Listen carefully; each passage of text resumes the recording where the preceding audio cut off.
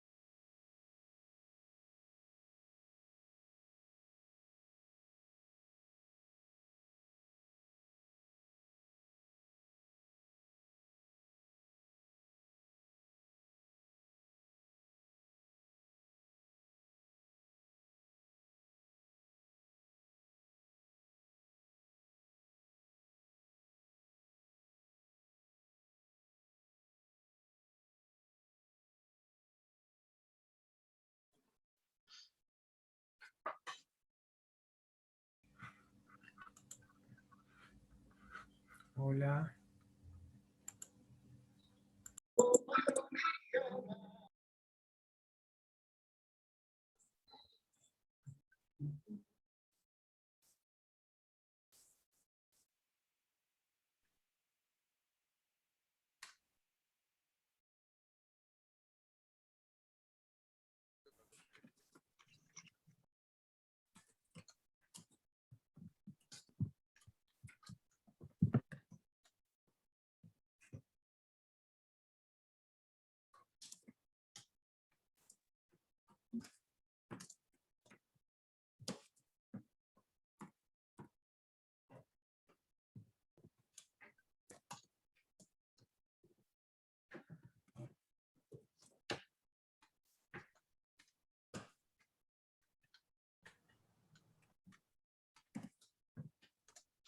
Buen día.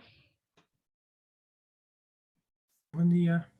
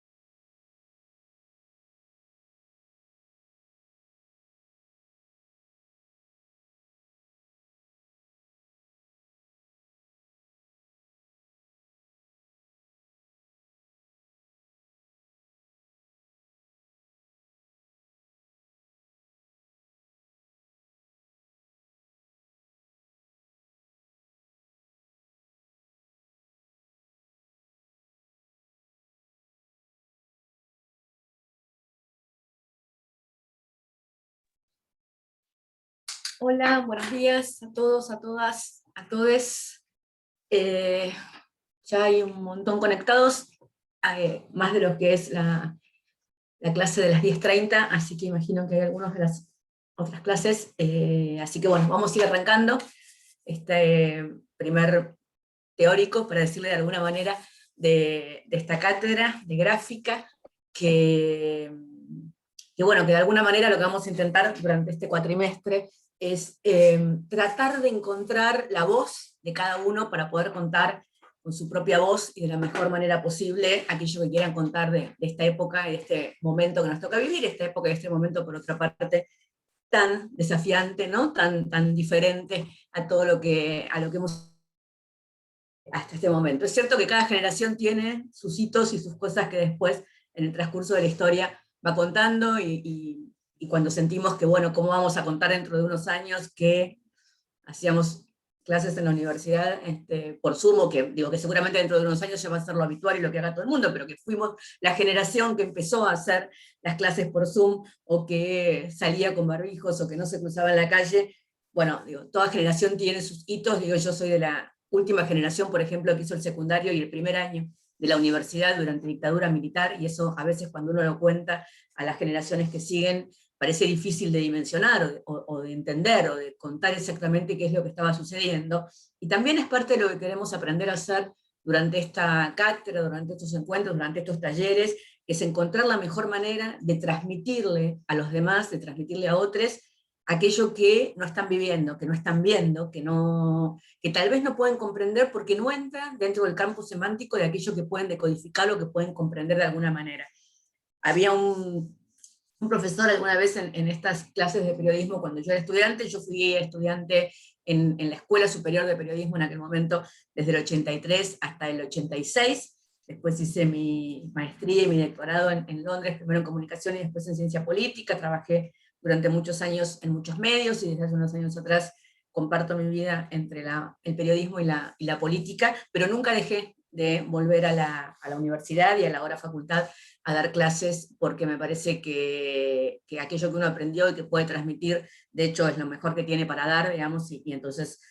con todos los errores y con todo el aprendizaje permanente que uno va teniendo todos los días, no solamente a partir del diálogo con ustedes, sino también en la vida cotidiana, porque digo, empecé escribiendo en extensiles, pasé por la máquina de escribir, por la computadora, de los discos grandes, de los discos chicos, de las memorias, y los teléfonos inteligentes, y todo lo que estamos utilizando ahora. Digo, bueno, en ese larguísimo recorrido, un profesor me decía en aquel momento, digo, en aquella escuelita del 83, que uno tenía que entender que a veces para poder comunicar algo hay que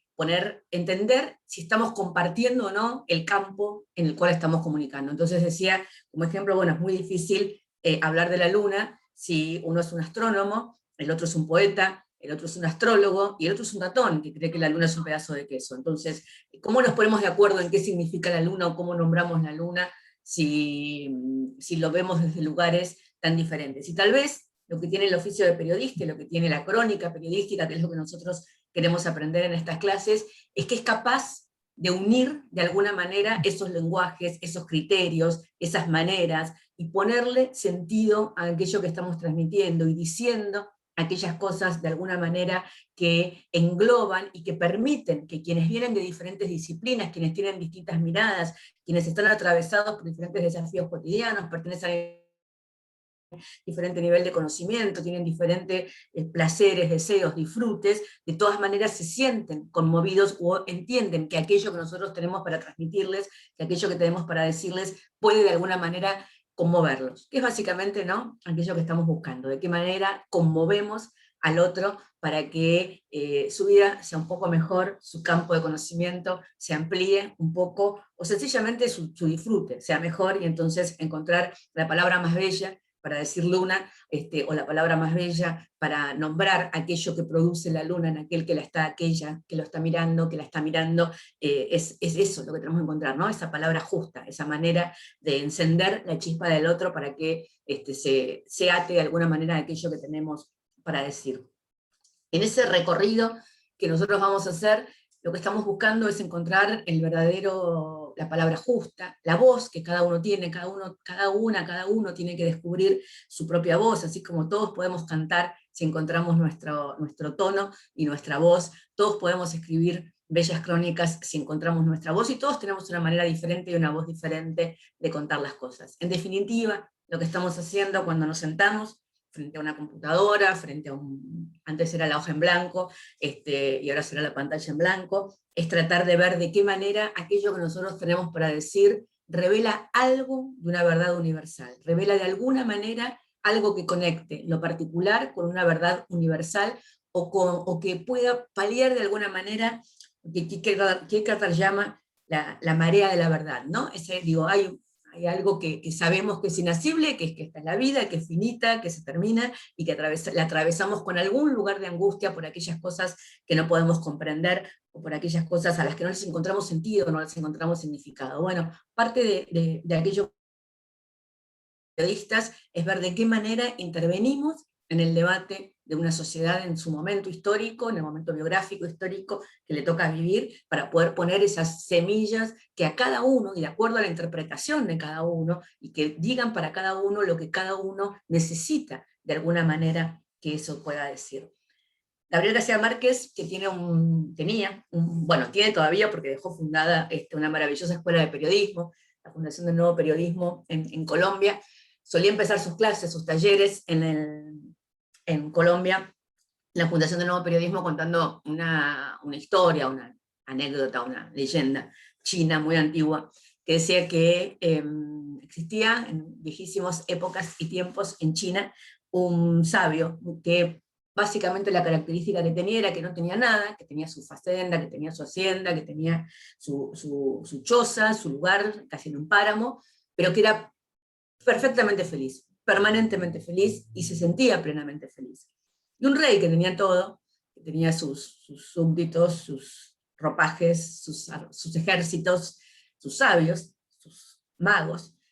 un día empezó a preguntarse por qué este hombre era absolutamente feliz, y mandó a varios de sus adláteres a que averiguaran por qué era feliz, y además a ver si lograban que de alguna manera esa felicidad no fuera tan permanente, porque la verdad es que para el rey, que fuera el sabio el que era feliz y no él, le generaba cierta cosa. Entonces, ¿qué decidieron hacer? Decidieron plantar 99 monedas de oro alrededor de la hacienda, alrededor del lugar donde vivía este sabio, y este hombre un día, una mañana encontró una, a la mañana siguiente encontró otra, siguió encontrando otra, encontró 55, encontró 60, encontró 70, hasta que encontró las 99. Y cuando encontró las 99, se pasó el resto de su vida angustiado y preocupado buscando las 100. ¿Por qué? Porque la moneda 100 es la que le iba a dar sentido a las otras 99. Si hay 99, tiene que haber 100. Entonces, esa angustia que él no sentía, empezó a sentirla porque lo que le faltaba era entender el sentido, el significado de las 99 monedas distribuidas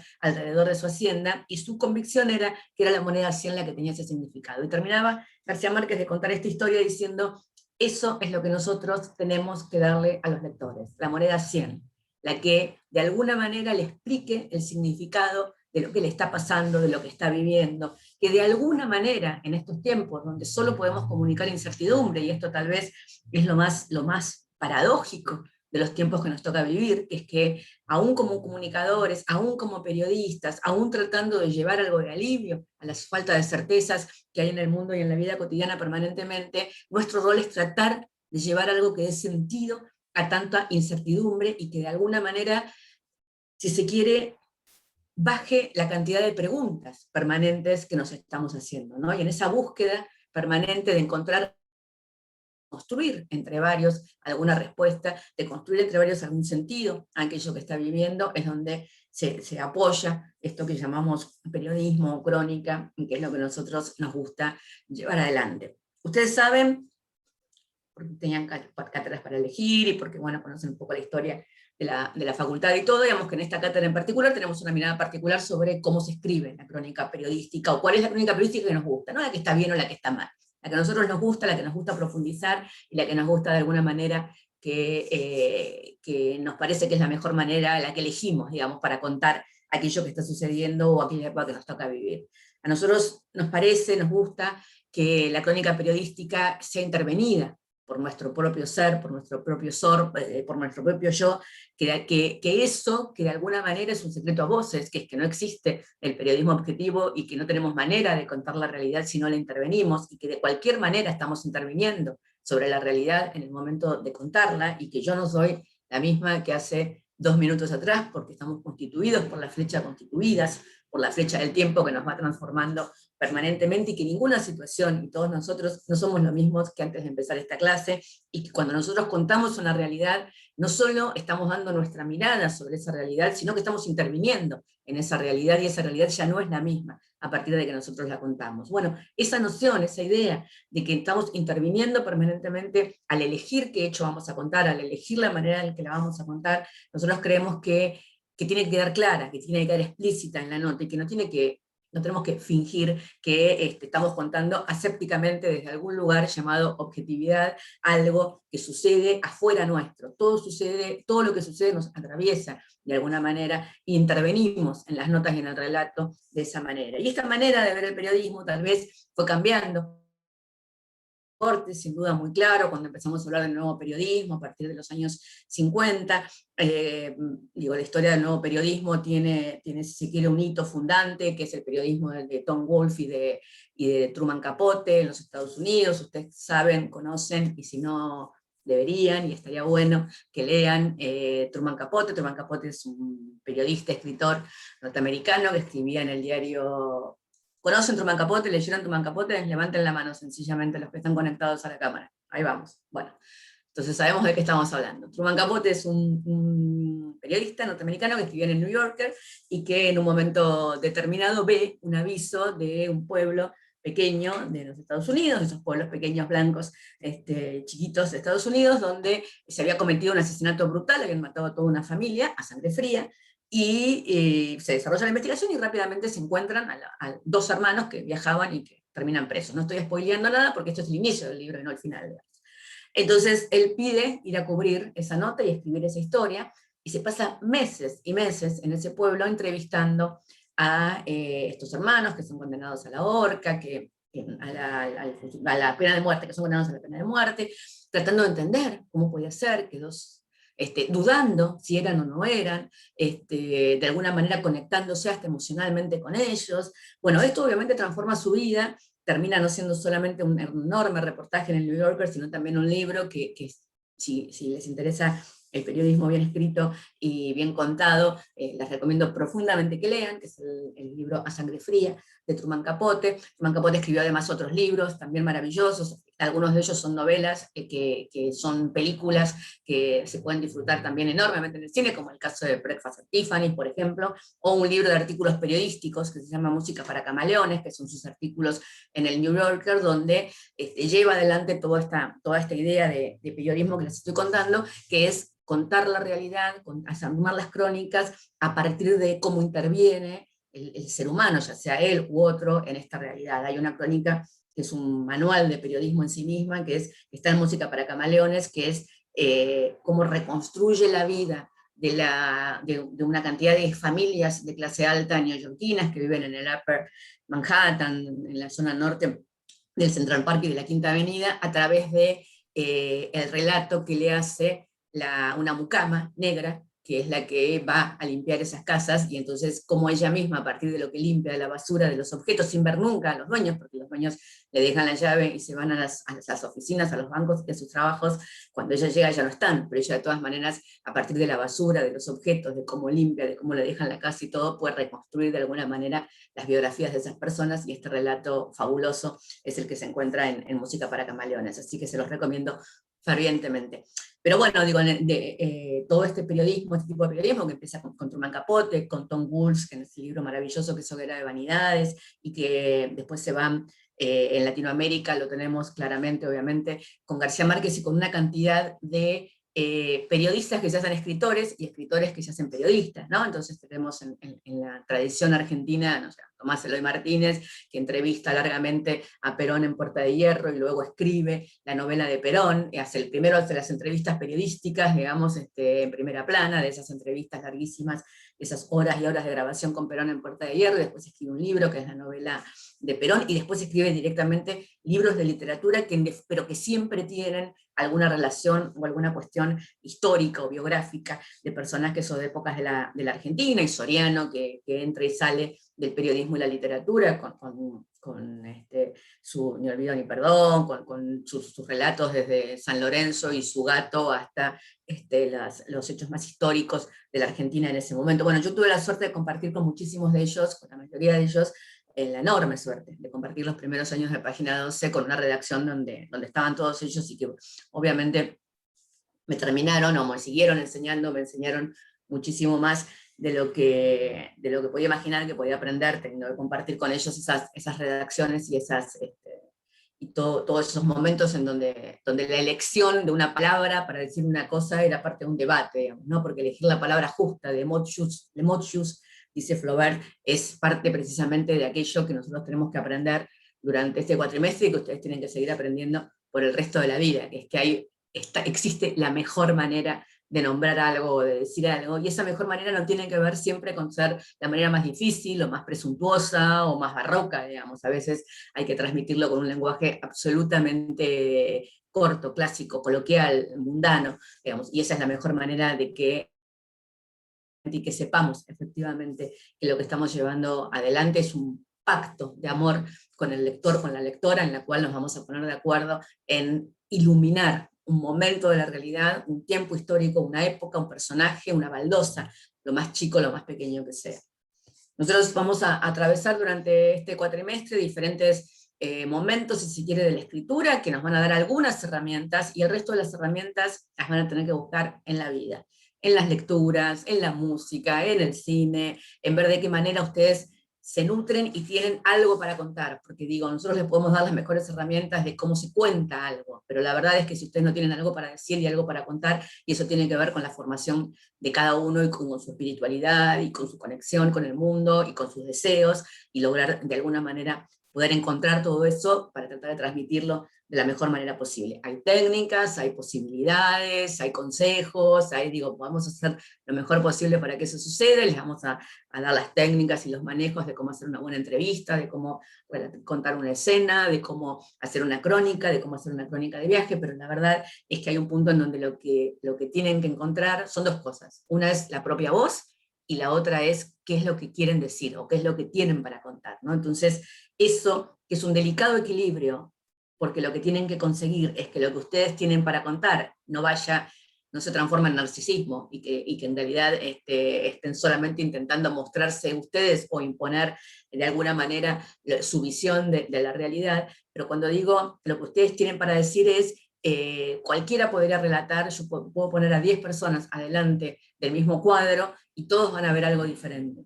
Pero el cuadro está ahí, el cuadro hay que contarlo de alguna manera, las imágenes están, quién lo pintó, quién lo hizo, en qué momento histórico, en qué momento biográfico. Digo, ustedes tienen que ser capaces de contar lo que a ustedes les pasa o lo que ustedes tienen que decir sobre ese cuadro, sin que eso vaya por encima o a tierra arrasada con todo lo que efectivamente sucedió para que ese cuadro exista, ¿no? Esa conjunción, decía Margaret Yourcenar en el inicio de Memorias de Adriano, toda vida humana es el cruce de caminos entre lo que un hombre deseó ser, quiso ser, creyó ser y fue, ¿no? Y esos cuatro vectores, digamos, lo que quiso ser, lo que creyó ser, lo que fue, lo que deseo ser, es en realidad lo que compone una vida humana. Y poder encontrar las 4 miradas, las 4 perspectivas para ver algo es lo que ustedes, sin duda, tienen que poder hacer para contar una vida, para entrevistar a alguien, para hacer una crónica. Nosotros nos gusta siempre marcarles mucho 2 cosas, y cuento estas 2 cosas y hacemos un intervalo de preguntas, digamos, de cómo llegamos hasta acá. Una es, primero, todo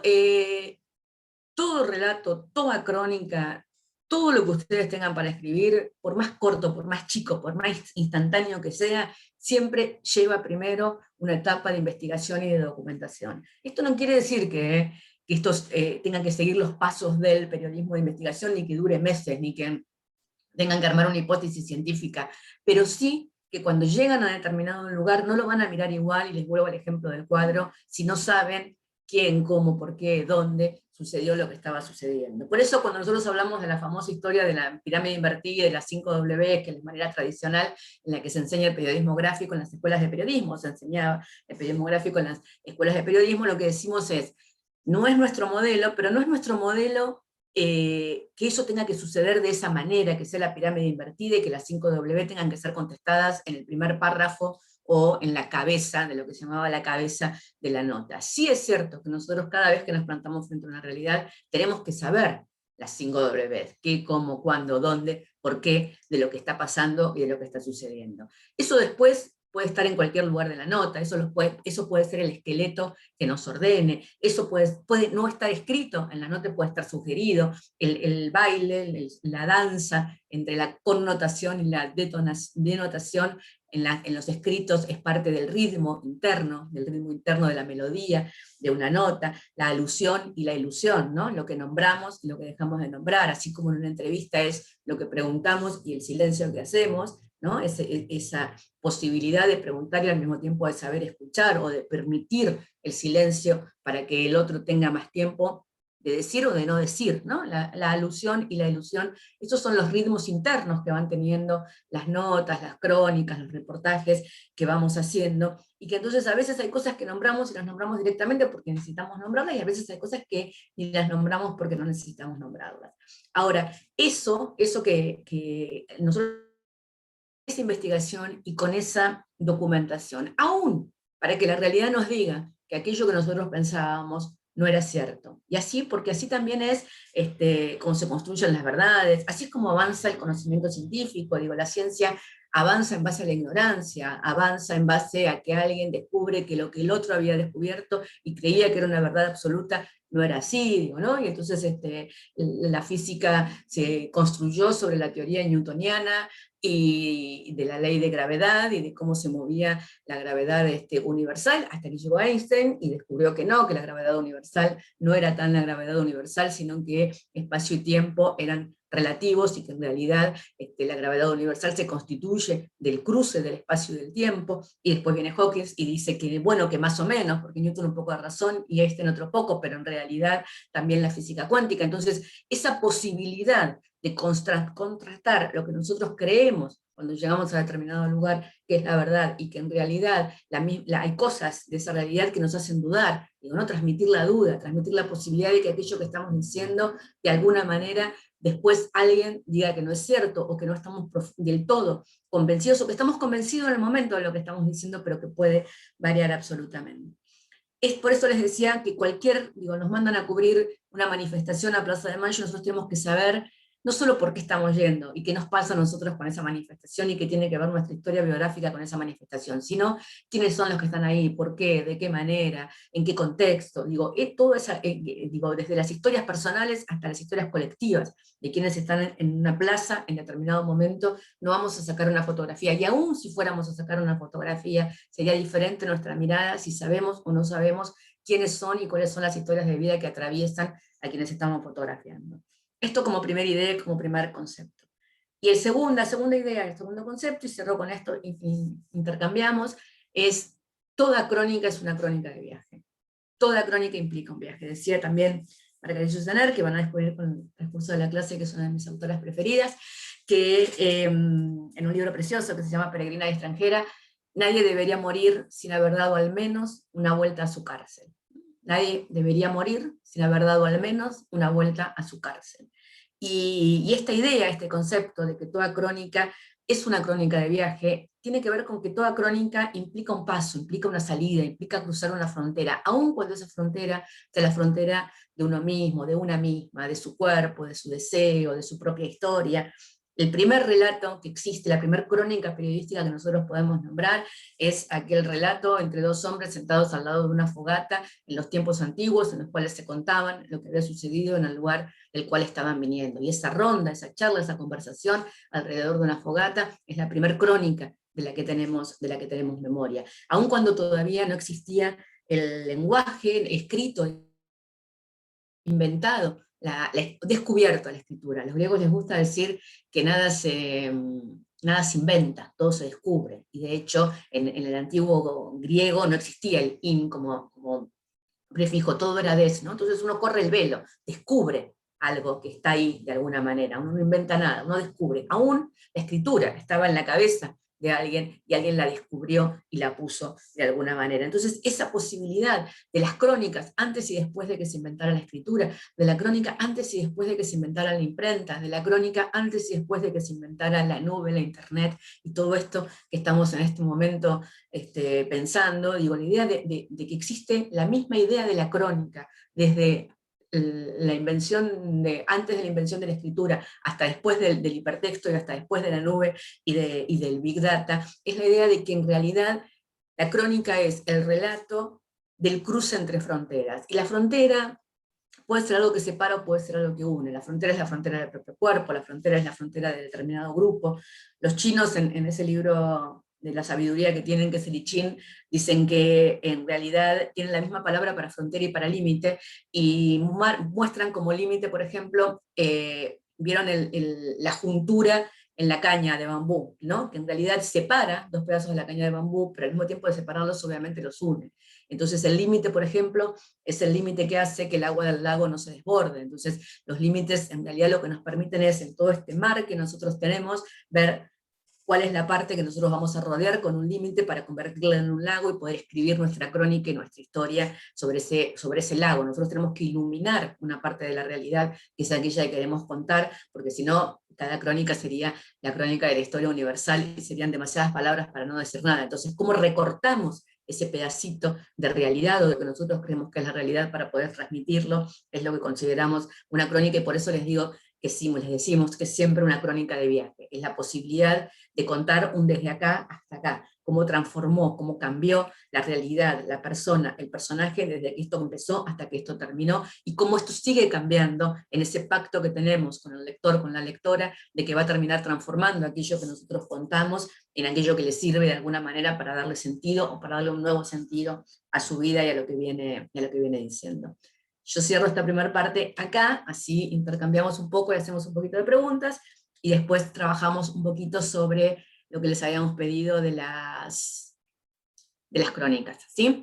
Me pueden pedir por el chat la palabra, o pueden levantar la mano, yo de todas maneras los estoy viendo, así que me van diciendo. No veo a todos, así que si me piden por el chat, mejor. Si se quieren presentar, si quieren contar por qué están en esta cátedra, si quieren preguntar algo de lo que he estado diciendo hasta ahora, sería fabuloso. Así nos conocemos las voces y podemos además estar un poco más de acuerdo en por qué están aquí, qué quieren estudiar, qué quieren saber, qué quieren profundizar de estas líneas generales que vinimos transmitiendo hasta este momento. Ustedes saben cómo es esto, le tienen que romper el hielo, y lo acaba de hacer Leonardo Calderón. Desmuteate, Leonardo, y te escuchamos. Hola, ¿qué tal? Buen día a todos. Muy revelador lo que acabas de decir, digamos. Me quedó picando, digamos, algo que en realidad me queda picando desde que estoy en la facultad, ¿no? Que tiene que ver con el límite, digamos. Vos hablaste recién de cruzar fronteras, ¿no? Cuando Eloy Martínez, que lo mencionaste, o Bonazo, o Truman Capote, Rodolfo Walsh, por ejemplo, en el caso, tienen la obligación, al hacer literatura de un hecho comprobado y testimoniado, de completar o reconstruir algo que no puede tener un testimonio. Por ejemplo, en Eloy Martínez, cuando habla de las primeras palabras que se dicen Perón y Evita, Eloy Martínez dice, obviamente las inventé, a pesar de que hoy se pueda dar clases, algunos, dando como ejemplo ese diálogo que por lo menos salió de la cabeza de Eloy Martínez. No sabemos si no existió, pero salió de la cabeza de Eloy Martínez. Digo, ¿hay algo que no sea lícito en el sentido de que o todo es lícito, ¿no? Porque la novela de Bonazo, el hombre que Recuerdo de sabía la morir, muerte. claro, daría la impresión de que uno puede tener testimonios, algunos tal vez menos que los de Recuerdos de la Muerte. Digo, ¿dónde está lo que está bien cuando uno hace este ejercicio del periodismo muy cercano al invento, en el mejor de los sentidos, literatura?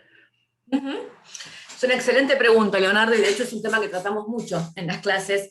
porque el límite entre la literatura y el nuevo periodismo es un límite que hay que tener muy en cuenta y que hay que tener muy preciso. Digo, una cosa es, por eso yo lo mencioné antes, Tomás Eloy Martínez reproduciendo los diálogos y la gran entrevista que le hace a Perón, y otra cosa es Tomás, que cada vez más con el tiempo se va convirtiendo en un novelista. Y ya sus últimos libros, el libro sobre Evita, que acabas de mencionar, todos son novelas, digamos, claramente, y son novelas. Bonazo, Recuerdos de la Muerte, es un libro de testimonio periodístico, casi si se quiere, con una investigación periodística, con testimonios reales,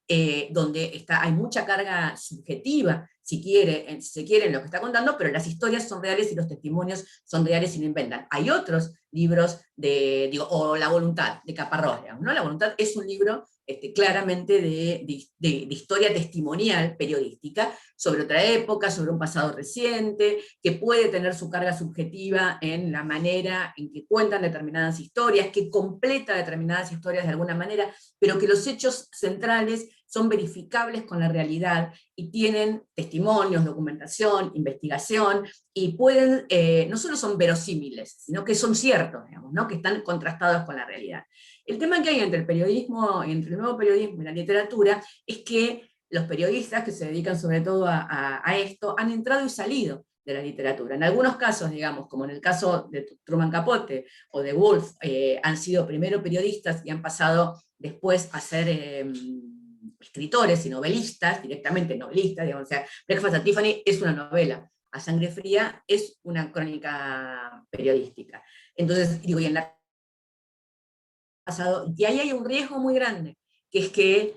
cada vez más, además, incluso ha pasado, no es que, porque siempre tenemos la tendencia a pensar que las cosas malas suceden en Argentina y las buenas en otros lados, ¿no? Como eso que pensamos que siempre todo lo malo me pasa a mí, todo lo bueno le pasan a mis amigas. Bueno, no. Hay no me acuerdo del nombre, pero hay una periodista norteamericana que ganó un Pulitzer. Ganó un Pulitzer con una crónica periodística maravillosa, que era contar la vida de 5 repositoras de supermercados. Entonces, todo lo que hacían, todo lo que les pasaba, el acoso de los jefes,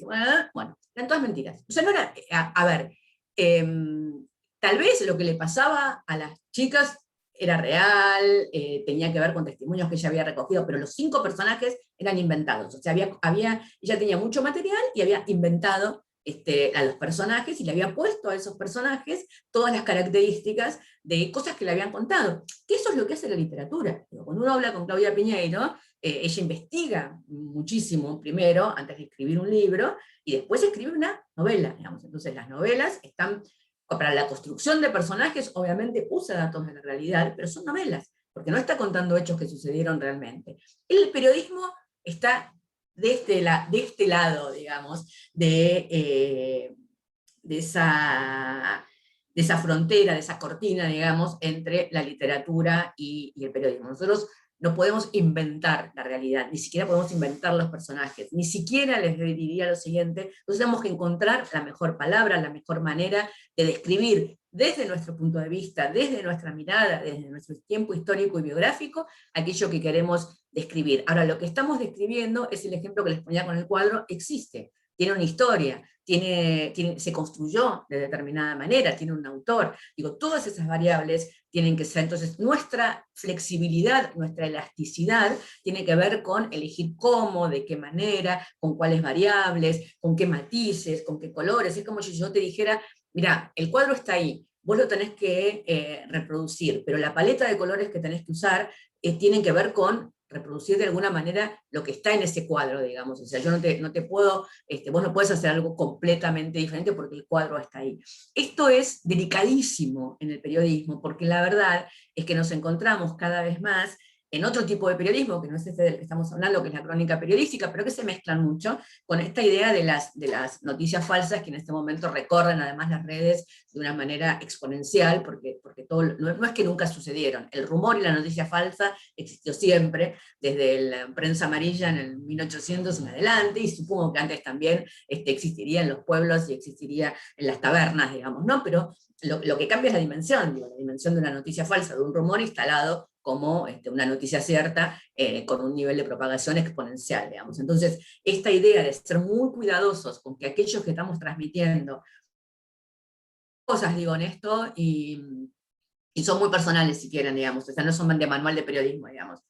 Una es el tener el cuidado de que lo que estamos transmitiendo, lo que estamos contando, lo que estamos iluminando, efectivamente tiene que poder ser verificado con la realidad, tiene que poder ser verificado, contrastado con algunos hechos. No sabemos nunca si va a ser la verdad o no va a ser la verdad, porque la verdad es una construcción, y sobre todo es una construcción colectiva, histórica y biográfica, pero sí tiene que poder ser contrastado con los hechos. Y los otros es cuál es el límite que nos imponemos,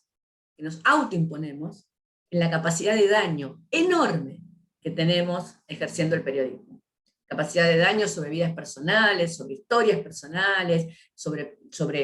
emociones, sobre familias, el periodista tiene una herramienta que puede hacer muchísimo daño, realmente muchísimo daño, y a mí me parece que eso es algo que desde el principio tenemos que tener claro, digamos, ¿no? Que no es un juego, que no es que nosotros podemos decir cualquier cosa sobre otra persona sin que nos importe lo que está en juego, aunque esa persona nada, nos caiga fatal, o sea, o sepamos fehacientemente que es alguien que le está haciendo daño, digamos, a un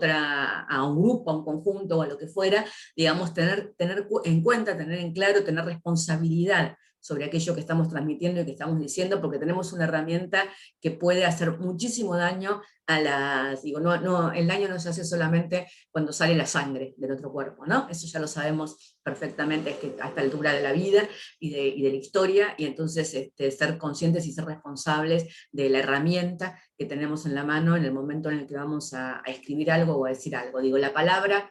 es una herramienta que puede abrazar, que puede herir, que puede lastimar, que puede matar, que puede embellecer. La palabra es una de las herramientas más fuertes que tiene el ser humano desde la historia como humanidad en adelante, y tenemos que ser muy conscientes y muy responsables de que esa es la herramienta que nosotros tenemos en nuestras manos y la herramienta de la cual disponemos. No sé si contesté con esto tu pregunta, Leonardo. No, me queda muy consolidado el tema de la responsabilidad y de la potencialidad de daño.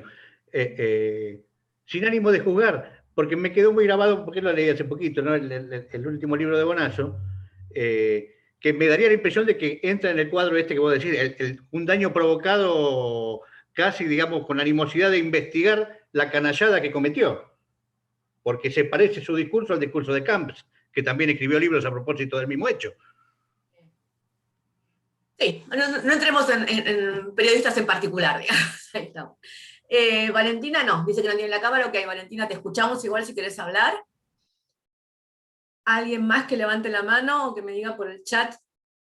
que quiere? Fede Guardabasi, allí arriba. Desmuteate y te escuchamos. Nada, por ahí es muy filosófica mi pregunta, pero digo, ¿cuál es el límite entre ficción y verdad? Porque toda ficción tiene algo de verdad o está construida basada en algo de verdad para hacer para que el lector conecte, pero también la verdad es muy ambigua, o sea, mi verdad, yo puedo ver, no sé, una persona golpeando a otra y yo puedo ver un choreo y otra persona puede ver una defensa hacia otro individuo. ¿Cómo distinguir esos dos ángulos que son, digamos, muy distintos, porque no es lo mismo escribir, como usted dijo, una novela que una noticia, pero a la vez, es algo muy ambiguo, como dije antes, cómo hacer, digamos, cómo no chocar entre esas dos cosas y terminar escribiendo una cosa para otra y otra cosa para otra. Como esa misma. Ok, sí, A ver, primero, no me parece que la ambigüedad sea entre ficción y verdad, porque efectivamente, tal como vos decís, digo, la verdad es una construcción, y es una construcción colectiva, histórica, y que además cambia permanentemente, ¿no? A medida que... pero sí hay hechos que son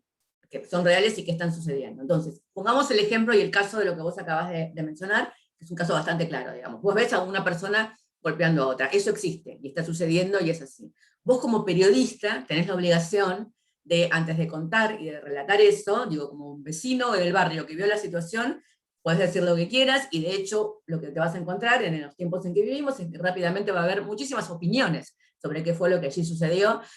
muchísimas opiniones que muchas veces van a ser opuestas y que van a estar en todas las redes y hasta en muchos casos en los medios de periodistas que van a hablar sin tener la menor idea de qué fue lo que sucedió y que igual van a dar su opinión. Vos, tu responsabilidad, digamos, como periodista, que tenemos una responsabilidad, sin duda una responsabilidad social, porque tenemos una voz que se escucha más y que tiene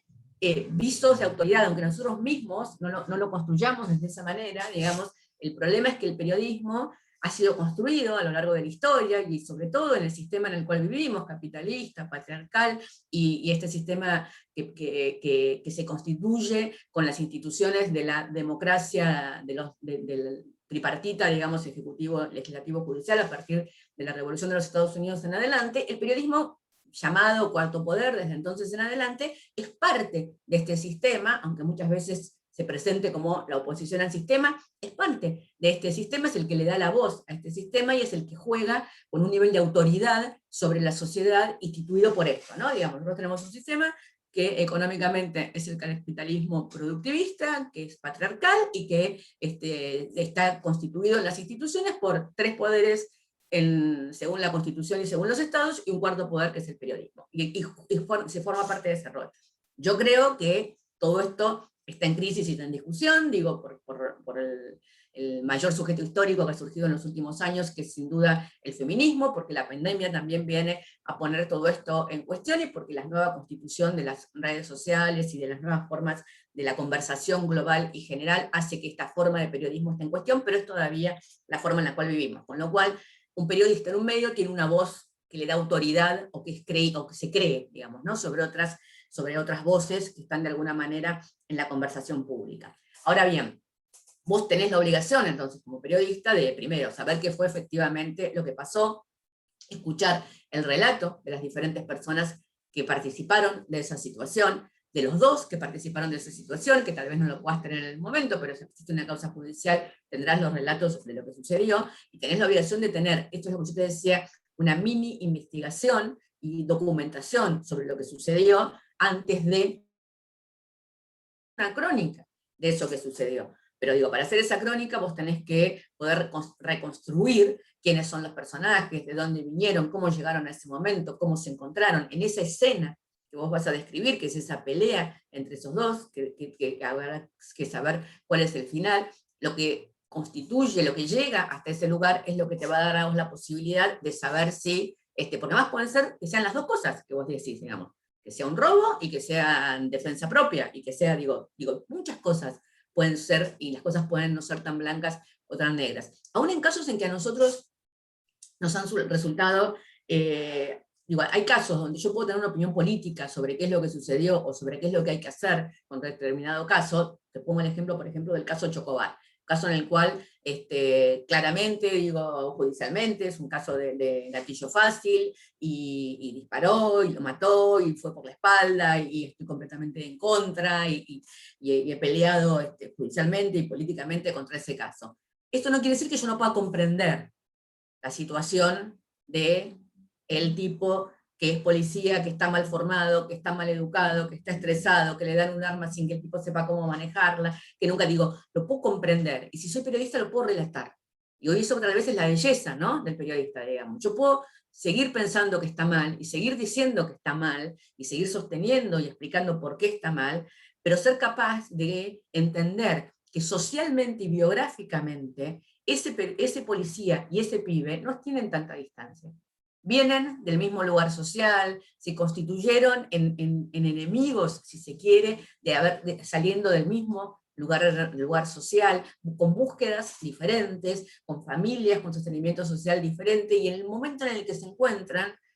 sus debilidades y no sus fortalezas, ¿no? El pibe que está afanando y se encuentra el tipo que no sabe qué hacer con un arma en la mano para detener o para moverse en esa situación, digamos. Entonces, la posibilidad que vos tenés de describir eso, y muchas veces poder describirlo significa que no hace falta que vos des la conclusión o la opinión certera de qué es lo que pasó, sino que des los elementos para que el otro, le quede el panorama y el espejo abierto para reconstruirlo y para en ese espejo reflejarse de alguna manera y ver esa situación. Pero sí, y lo vuelvo a repetir, lo voy a repetir todas las clases,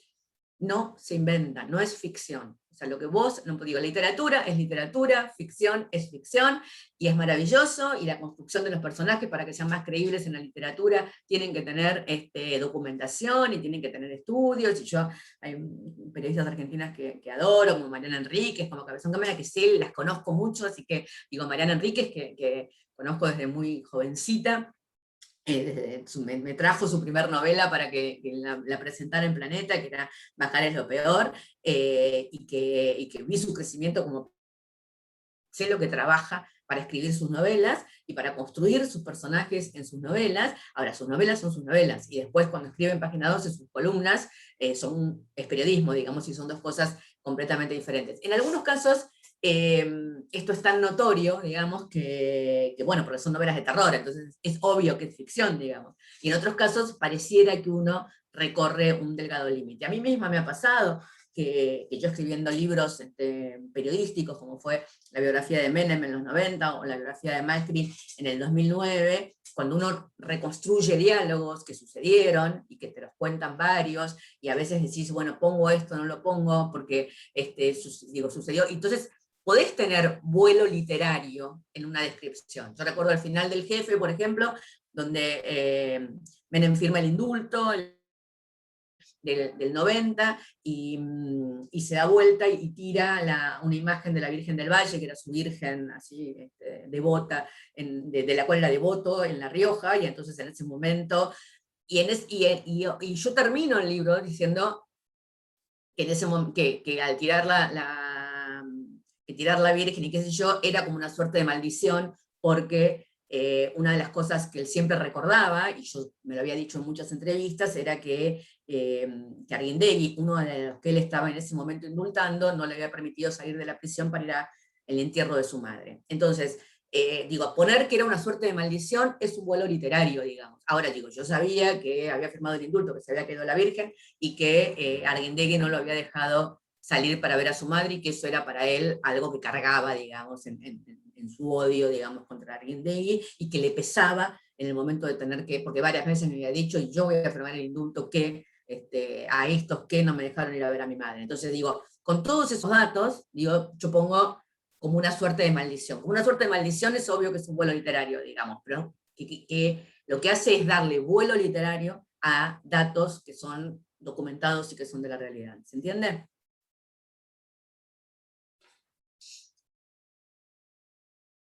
Tiene una consulta Claudia Torres. ¿Dónde estás, Claudia? ¿En esta pantalla o en la otra? Acá. Sí, no prendo la cámara porque si no se me va a Te va la voz. internet. Sí. Quería entre una consulta y una, tal vez como tu opinión. A mí me gusta mucho la crónica porque siento que uno puede ahí develar bastante más su punto de vista, su posición, y me gusta mucho el formato que tiene de relatar algo. Me cuestan las notas periodísticas donde como que hay que tomar esa distancia, siempre he tenido como ese problema que siempre al final meto algo más de opinión, o mi postura puede ser que se note más. Pero estaba pensando que cuando reviso prensa, diario, papel o virtuales o online, noto que hay poca escritura de crónica, como que hay harta nota, mucha columna de opinión, cosas breves, siempre también por este tema de las redes sociales, mensajes pequeños, pero no sé si es una idea mía o la crónica como que no está tan presente a veces en los medios de comunicación. A mí me encantaría también escribirla para otros medios, digamos, no solamente el diario o revista, si es un formato o un género, podríamos decir, que está como tal vez un poco menos visible, se está escribiendo menos crónicas, se escribía más antes, tengo esa duda. Mira, yo creo que estamos en un momento de bisagra y de crisis entre el viejo periodismo y el nuevo del nuevo, digamos, un periodismo que tenga que ver con las... Hay te hago un poquitito de historia más general, hay un autor norteamericano que leo mucho, que se llama Douglas Rushkoff, que tiene un libro que sería interesante que lean, que se llama Renacimiento 2.0, que dice que estamos viviendo una época que ni siquiera es parecida a una revolución, porque en una revolución lo que sucede es que hay un cambio de poder o de quien ejerce el poder, pero sobre el mismo escenario de alguna manera, y que estamos en un momento en el que,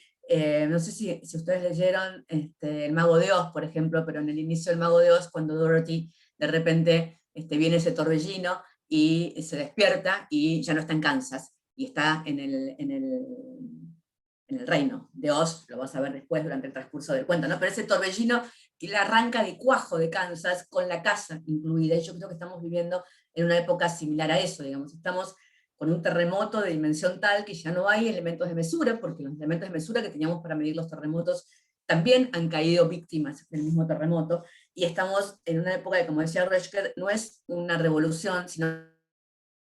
lo más parecido al Renacimiento que hemos vivido, ¿no? En el Renacimiento aparece la imprenta y entonces lo que nosotros considerábamos en aquel momento que era ser alfabeto pasa a ser algo completamente diferente. Quienes tenían la posibilidad de leer y de escribir, que eran unos muy pocos, poquísimos,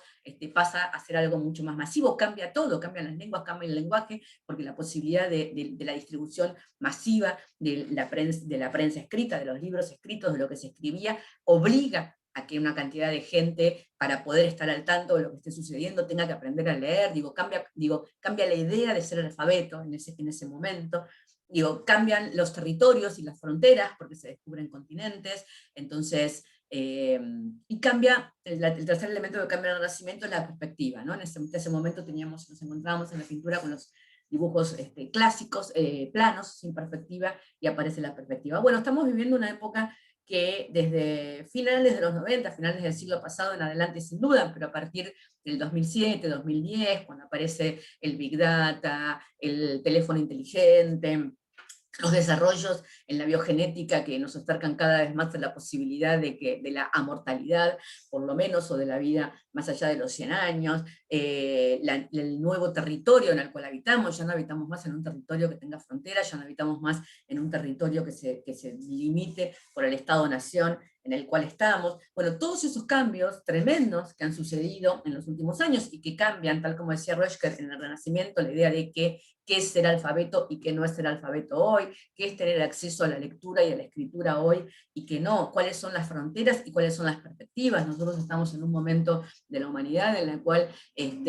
hoy vemos el mundo desde 3, 4 dimensiones, y también desde Marte, y también desde otras dimensiones, y que estamos tratando de saber si se puede o no efectivamente viajar,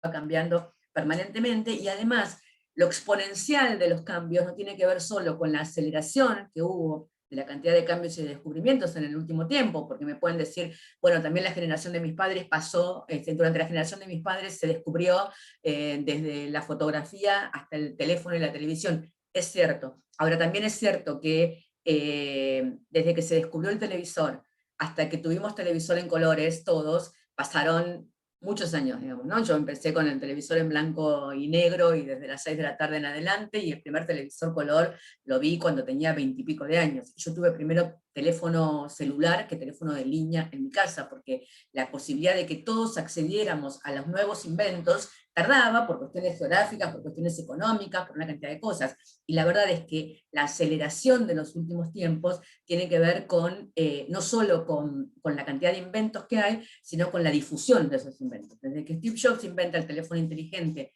tan solo en el 2007 es el primer teléfono inteligente, hasta que anda todo el mundo con su smartphone aquí en India o en el paisaje más remoto, digo, y cuando estoy diciendo esto no desconozco ni la situación de hambruna ni la situación de pobreza que hay en el mundo, pero estoy hablando de la difusión masiva de determinados conocimientos, de determinados inventos y conocimientos, hace que el cambio que está pasando el mundo, y yo creo, soy una de las que cree que, y no la única obviamente, que la pandemia que estamos viviendo tiene que ver con ese nivel de aceleración exponencial que tiene el mundo, porque la pandemia no se hubiera expandido de esta manera si el turismo no fuera lo que mueve el mundo de esta manera, y si los viajes no tuvieran la dimensión que tienen, y si el comercio mundial no tuviera la dimensión que tiene, digo. Entonces, y también es cierto que la cura a la pandemia, que es la vacuna, aparece contemporáneamente, concomitantemente con la pandemia, cosa que no nos había sucedido nunca en ninguna, digo, en la época del Renacimiento de la que habla Rorschach tuvimos la peste bubónica y murieron 5 millones de personas en el mundo y no se descubrió ninguna vacuna, digamos, ¿no? Aquí, en el transcurso de la pandemia, ya tenemos muchas vacunas en el mundo dando vuelta, a pesar de la guerra de las patentes y la guerra comercial en la que estamos. Entonces, ese cambio brutal del mundo que estamos viviendo es un cambio que impacta en todas las áreas de la vida personal, biográfica y colectiva, pero de la que todavía hay algunas instituciones que no se están haciendo cargo, y vuelvo a algo que dije en algunas de las respuestas anteriores. Yo siento que en este momento de la humanidad, el periodismo es uno de los lugares de resistencia a los periodismo clásico. Es uno de los lugares más conservadores y de mayor resistencia a los cambios. Lo que nosotros hoy vemos en los diarios y lo que nosotros hoy vemos en la televisión es una de las cosas más conservadoras. Lo vemos en cualquier aspecto, ¿eh? Nos cuesta entrar a los diarios y nos cuesta entrar a la televisión con los temas de feminismo, nos cuesta entrar con los temas de violencia, nos cuesta entrar con todos, digo, aún con los temas de cómo cuidarse con respecto a la pandemia. Hay un libro de se llama ¿Por qué no doblan las campanas? No, Fiesta, que cuenta en algún momento corridas de toros, y en un momento tiene una imagen tremenda, muy, muy bella la imagen, digo, no es bello lo del toro, pero muy bella la imagen, que cuenta como el torero le clava la espada en la cabeza al toro, y relata con mucha precisión y belleza cómo la espada va entrando y pasa por el pelo, rompe el cuero y hace sangrar, y llega a la grasa y llega al hueso, y dice, y cuando la espada llegó al corazón, el toro estaba muerto, pero no lo sabía. Y yo a veces tengo la sensación, con el periodismo que vemos hoy en los medios, que pasa de alguna manera eso, ¿no? Siento que son como, ¿cómo se llama la serie esa de los que vienen después de los zombies, ¿no? Después de los muertos caminantes, ¿no? Digamos, o en Game of Thrones, los muertos que iban a atacar la torre y la pared y el paredón, digamos, ¿no? Esa idea de que siguen sosteniendo una forma de periodismo que ya no existe. Entonces nos encontramos con que los diarios, sobre todo que son los lugares donde antes podíamos leer este tipo de crónicas, hoy sacan noticias básicamente políticas a favor o en contra, todo lo vuelven político a favor o en contra de algo, todo, lo deportivo, lo social, lo que fuera, todo se transforma en un panfleto a favor o en contra de algo. Digo, la famosa grieta de la cual se queja todo el mundo es un gran invento, sin duda, del periodismo. Entonces esos lugares, esos refugios donde leer este tipo de crónicas, están cada vez más en aquellos lugares que te dan más tiempo, que puedes tomarte tu tiempo para escribir, tu tiempo para leer, que no están en los grandes medios, que están sin duda en las redes, si vos buscas vas a encontrar mucho, digo, hay mucho, sigue habiendo mucho, no sé, por ejemplo, digo, en España en este momento los diarios que han aparecido después de lo que fue El País, que era un gran lugar donde leer crónicas en su momento, ya sea el diario.es o el público.es, son diarios donde vos sí vas a encontrar este tipo de crónicas, y en la lo vas a encontrás mucho en Anfibia, sin duda, que es como el gran modelo de este tipo de crónicas en la Argentina, pero no mucho más, digamos, las revistas que teníamos en otro momento, digo, lo encontrás en Gato Pardo, por ejemplo, en la revista, digo, vas a encontrar estas crónicas en otro tipo de revistas. Yo sigo creyendo que aún en otros formatos, este relato y esta forma de contar y este tipo de crónicas es la única manera que tenemos realmente de describir una época, digamos, y que cada vez van a empezar a aparecer más en otros formatos que no sean los diarios tradicionales. Lo van a encontrar en blogs, lo van a encontrar en páginas web, lo van a encontrar en otro tipo de diarios y de revistas. Digo, nosotros leíamos todas las crónicas del New Yorker cuando éramos más jóvenes, porque ahí estaba el Guillermo Prieto y estaban los periodistas que escribían este tipo de crónicas, y lo que también a veces hay que aprender a buscar es que a veces son crónicas muy chiquitas, digamos, ¿no? Que aparecen y que no son la gran crónica de 7 páginas, digamos, que por ahí leíamos en su momento, o en página 30, o en el Gato Pardo, sino que son notas más chicas, más cortas, que aparecen en determinado espacio o en determinado blog, pero que nos cuentan una realidad de manera que no lo encontramos en ningún otro lado. a mí me parece que si el periodismo va a sobrevivir de alguna manera, va a ser contando historias, digamos, porque si no, no tiene mucho sentido que con las redes y con la inmediatez de una cantidad de cosas nos vengan a tener que comprar el diario del día siguiente. Digo, si el diario del día siguiente no me cuenta algo diferente de lo que ya leí en las redes el día anterior, no tiene mucho sentido de ser, digamos, ¿no? Entonces, digo, yo creo que el camino es ese, digamos, y que en algún momento eso va a suceder, pero que en este momento todavía nos encontramos en los diarios, sobre todo, con un lugar de resistencia muy fuerte a los cambios de la época. Yo, a ver si tiene alguna... A mí me dijeron que por Zoom los estudiantes no están cómodos después de la primera hora, y se empieza a bajar la tensión y qué sé yo, todo lo demás, así que no quiero extenderme demasiado. Teníamos un trabajo pendiente para hacer, que podemos... Laura, ¿estás por ahí? ¿Es tu comisión? ¿Dónde estás, Lau Gómez? No sé si vos preferís que avancemos ahora con el trabajo ahora mismísimo en la clase, o si lo resuelven y les doy un mail para que me lo manden. Y no sé cómo, no tengo problema, digamos, si esta clase fuera presencial sería más larga, pero se supone que en las clases por Zoom tenemos que acotarnos alrededor de 1 hora para que no les baje el nivel de atención y todo eso. Entonces, como hay un trabajo pendiente, lo podemos empezar aquí, o les puedo dejar un mail y que ustedes lo resuelvan y me lo manden a ese mail durante el transcurso, hoy es martes de la semana, pero que me diga Laura, que es la jefa de esta clase. Hola, buen día a todos. Hola, Gaby, ¿cómo andás? Si querés, tirá las coordenadas del trabajo, de la propuesta, y luego que los chicos lo resuelvan y te lo vayan mandando, no hay problema. Sí, mejor el tema de cortar esto de la tensión, si no, viste que va bajando. Eso es lo que estas son las instrucciones que nos dieron, por eso me quiero... Sí, a ver, ustedes lo tienen. Lau, ¿vos les mandaste por mail el trabajo? Sí. Lo tienen por mail y lo tienen por Classroom en nuestra comisión virtual, así que la consigna está. Lo que quizás estaría bueno es que vos le tires coordenadas de alguna explicación o de algo que quieras especialmente. Perfecto. Y que luego lo resuelvan y te lo manden. Sí, dale. Ok, entonces ustedes tienen las coordenadas del trabajo, que es elegir una crónica que a ustedes les gustara, del tipo de periodismo, de la forma de periodismo que quieren hacer, y contestar determinadas preguntas, las tengo por aquí, pero si las tienen ahí mejor, pero si no en 2 minutos se las estoy encontrando. Ahí vamos. Y lo que les voy a pedir entonces es que lo hagamos, y les voy a escribir ahora por el chat mi mail, para que ustedes me lo envíen,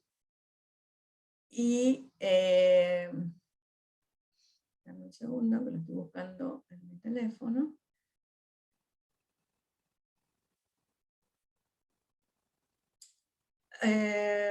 Bueno, a ver, debe estar acá. Los que cursan, sí, todos me mandan a mí. Esperen un minuto que encuentre, aquí estamos.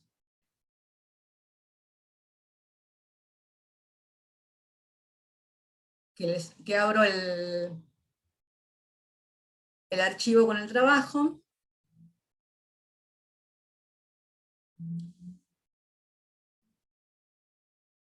Ustedes lo tienen allí, es un trabajo que se llama Contar la época, el periodismo narrativo como propuesta y como desafío, crear sentido, encontrar la pregunta correcta y la palabra justa, para la crónica periodística y la literatura, para qué escribimos, qué queremos contar, qué queremos transformar. Esto es un poco de lo que estuvimos hablando de hoy. Hoy es el marco conceptual del trabajo que queremos que lleven adelante. Entonces tienen que elegir una crónica periodística publicada en cualquier formato, sin límite de época, plataforma o tema, y una vez que lo tienen muy leído,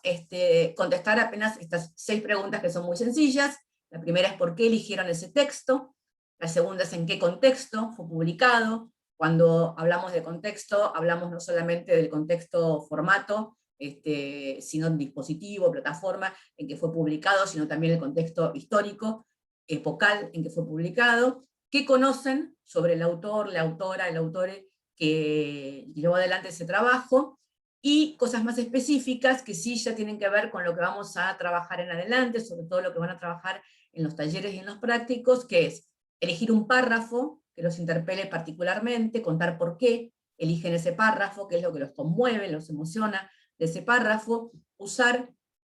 analizar el uso de imágenes, de escenas, de adjetivos, de verbos, en ese mismo párrafo que acaban de elegir, y tomarse el atrevimiento de pensar si pudieran editar esa nota, si pudieran mejorarla de alguna manera, cómo la mejorarían, o qué sugerencia le harían a quien la escribió de qué cambiar, ¿no? Qué modificar, qué agregar, qué no agregar. Tómense la libertad desde el primer trabajo de pensar muy en profundidad, digamos, cómo la mejorarían, cómo la cambiarían, ¿no? Por más que estén enamoradas de esa nota. Y cuando hablamos del uso de adjetivos, de verbos, de escenas, es porque son los temas que vamos a ir desarrollando después para tomarnos el trabajo de poder encontrar la mejor manera de